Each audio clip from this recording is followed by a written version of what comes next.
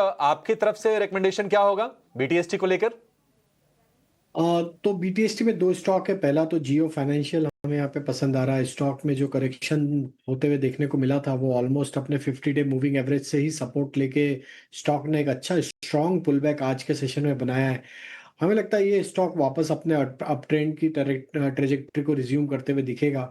तो ये pull back का जो ट्रेड बना है इसमें हम एक्सपेक्ट कर रहे हैं कि ये टारगेट यहाँ पे जो बन सकते हैं वो 330 की तरफ, 330 332 की तरफ आते हुए दिख सकते हैं। डाउन साइड में स्टॉप लॉस होगा करीब 317 का।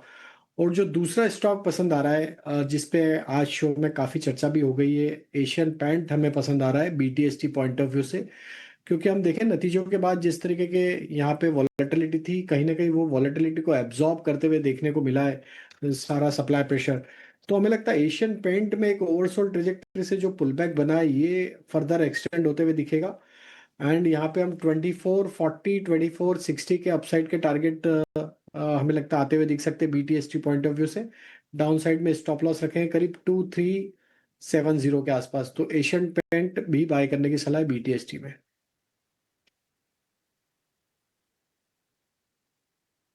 2370 की स्टॉप लॉस से आपको ट्रेड करने की सलाह है। 2440 का टारगेट बनेगा और 2460 दूसरा टारगेट होगा। स्ट्रक्चर अच्छा, नंबर्स आए हैं बढ़िया। इसमें वॉल्यूम ग्रोथ के भी जो आंकड़े आए वो भी अनुमान से बेहतर आए। 3.9% की वॉल्यूम ग्रोथ रही है डेकोरेटिव सेगमेंट में।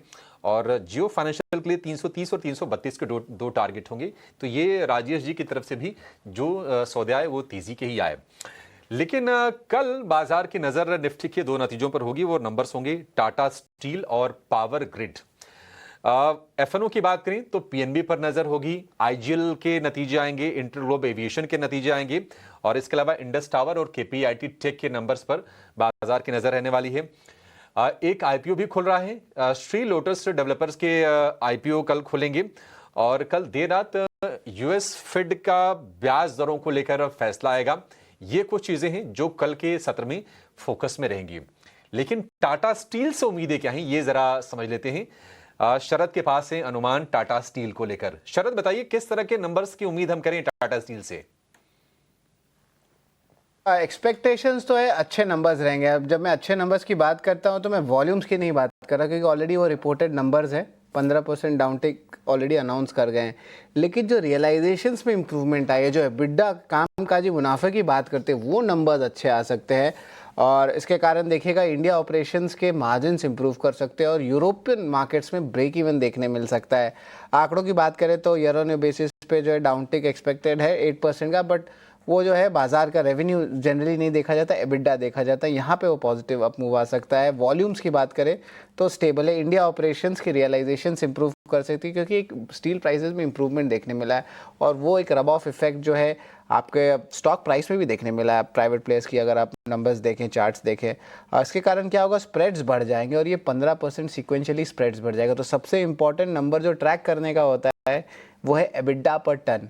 ये देखिए एक्सपेक्टेशंस है 14,500 रुपये प्रति टन का और जो लास्ट नंबर आया था 12,462 का आया था। तो ये बहुत बड़ा आंकड़ा और एक पॉजिटिव रिएक्शन स्टॉक में और देखने मिल सकता है। फॉलो इन बाइंग और हो सकती है। और आप देखिए स्टॉक भी ऊपर है।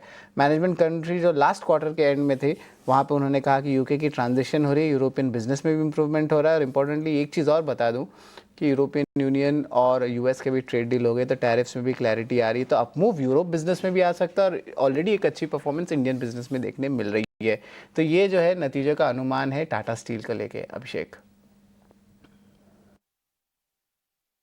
ठीक है, टाटा स्टील ठीक ठाक नंबर्स की उम्मीद है।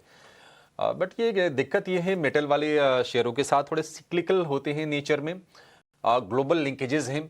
चाइना से अगर अच्छे डेटा आते हैं तो शेयर चलते हैं। वहां पर अगर कुछ डिसरप्शन होता है तो मेटल शेयरों में हम थोड़ा सा माहौल खराब होते हुए देखते हैं, क्योंकि चाइना ना सिर्फ मेटल का सबसे बड़ा प्रोड्यूसर है बल्कि कुछ मेटल्स का सबसे बड़ा कंज्यूमर भी है।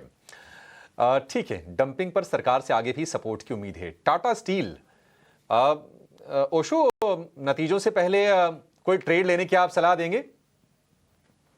सी ओवरऑल टेक्निकली तो काउंटर पॉजिटिव लग रहा है। अपने 50 डे एक्सपोनेंशियल मूविंग एवरेज से आज टर्न अराउंड हो रहा है। तो अग्रेसिव ट्रेडर्स के लिए यस, करंट लेवल्स पे बिल्कुल बाई का सेटअप बन रहा है। तो अग्रेसिव ट्रेडर्स ही सिर्फ बाई लेकर के चलें काउंटर में। आज के लो का स्टॉप स्टॉप लॉस मेंटेन करें 158 का, एंड मुझे लगता है कि कल जिस हिसाब से आज की क्लोजिंग हो रही है, नियरली 165 से 66 तक के इमीडिएट टारगेट्स हमें टाटा स्टील में देखने को मिल सकते हैं। छोटा सा स्टॉप लॉस, छोटा सा टारगेट, 158 का स्टॉप लॉस, 165 166 के टारगेट के लिए आप टाटा स्टील को ट्रेड कर सकते हैं। बीटीएसटी की रणनीति भी आप इसमें बना सकते हैं टाटा स्टील में। लेकिन कल पीएनबी के